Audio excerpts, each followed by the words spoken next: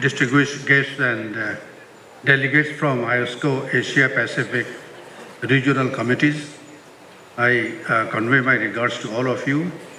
I feel honored to be in your august company and convey my deepest gratitude to the organizers for the invitation. As I was talking to Jitendra Singh, he told me that he had served in Tipera. I remember an interesting episode from a district magistrate who was there in 1971. I met him in 1981. When Bangabandhu returned to Bangladesh, he came to Dhaka. When he went back, he received a telegram from Delhi asking him to explain why he left the country without permission and went to another country. And he was transferred and appointed most probably as general manager of House Building Development Finance Corporation. So that's a quirk of bureaucracy. And he told me that it was very funny that for the whole of my tenure there until then, I was asked to extend all kinds of support to freedom fighters of Bangladesh. And when I came to see the leader coming back, I was asked to explain why I left my station. That's something interesting. Incidentally, Tipera has a very deep connection with Bangladesh. One of the very well-known musicians, he is from Tipera, but he had his house in Kumilla. The government has recently recovered the house and converted it into a sort of a museum in honor of the musician Sojindev Burman. Japan is our largest bilateral aid source, and it is one of the countries which had started assisting Bangladesh from the very beginning, from the very inception of our independence. Bangabandhu visited Japan. I think apart from India, that is another foreign country that Bangabandhu visited before going to any other country. Minister Hayakawa was very friendly with Bangladesh, and he sort of coordinated the relationship between Bangladesh and Japan. Bangabandhu took a river cruise from Tokyo to a place which was Minister Hayakawa's constituency. Mr. Tufail Ahmad, who was the political secretary with Bangabandhu, was in the entourage, and at Hayakawa's constituency, the slogan was Bangladesh Nihon Banzai. I think that means Bangladesh and Japan are friends. And Hayakawa had been a good friend. Others also had been a good friend to us. Now, Japanese people are very hospitable and very kind, but they are also moody. I visited Japan in 1972. That was the first time that I went out of my own country.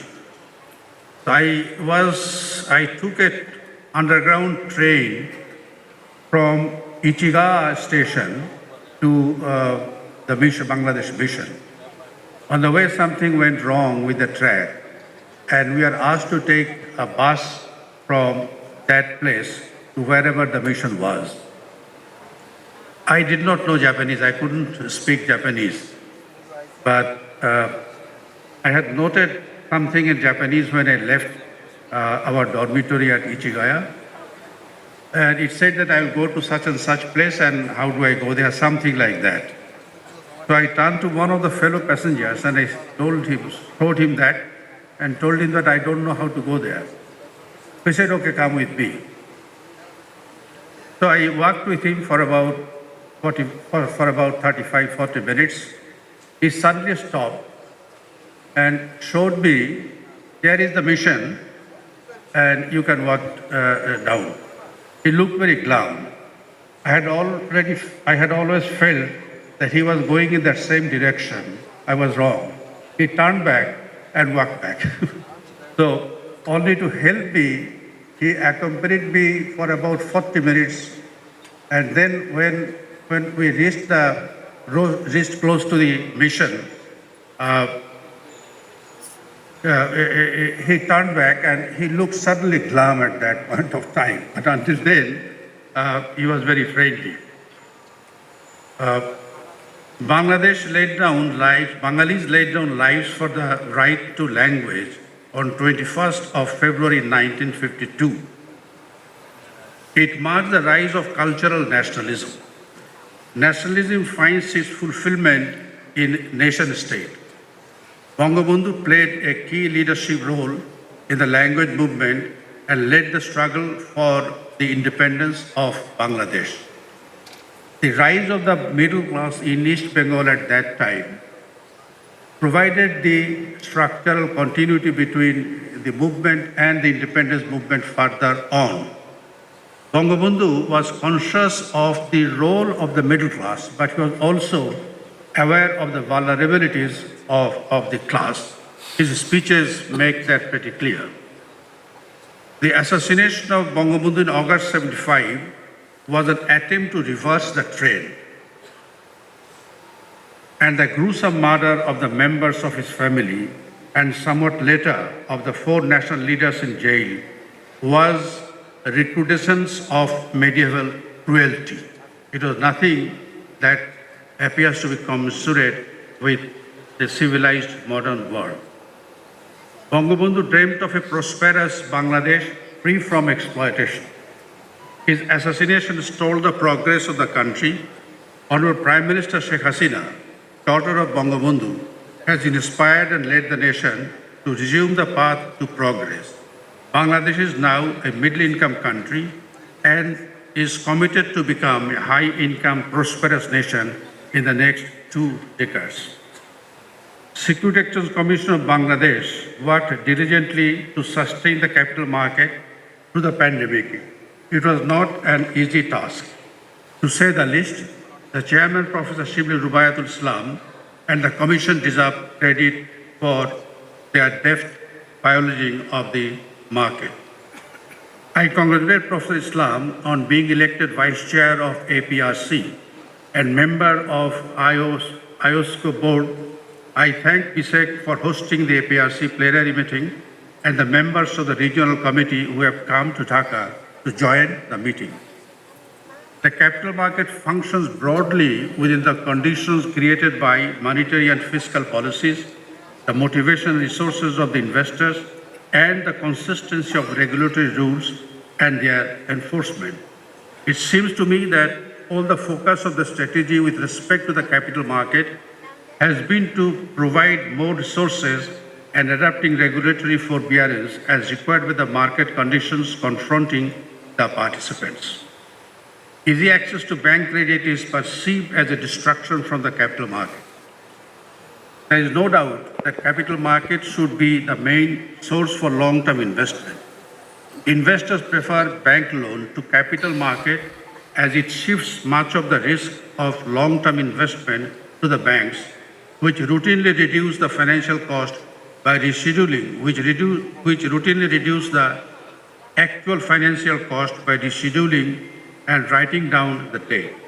The appetite and capacity for risk-taking can more effectively shift interest away from bank to capital market. BSEC has recently introduced Sharia-compliant instruments and secondary market for treasury bills and bonds. The response is nascent. Time and steps to explain to the investors the merits and virtues of the Sharia-compliant investment will overcome the initial hurdle.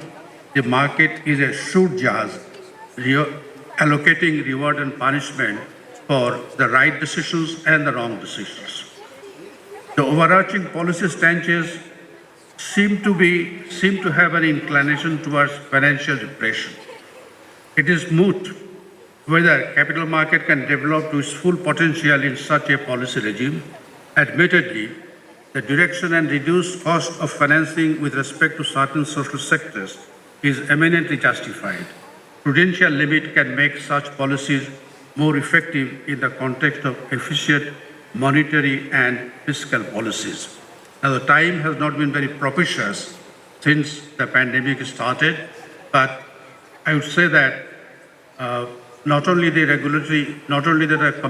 Security Exchange Commission, but all the institutions which regulate and has influence on policies, and the government on top of everything else, had done quite well to steer the country through these difficult times. We didn't face very difficult problems during the pandemic, and the recovery has been pretty good in spite of the conditions in the global market. I thank you all again. Before I conclude, Joy Bangla, Joy Bangabandhu, long live Bangladesh. Thank you so much, sir, Honorable Advisor to the Honorable Prime Minister.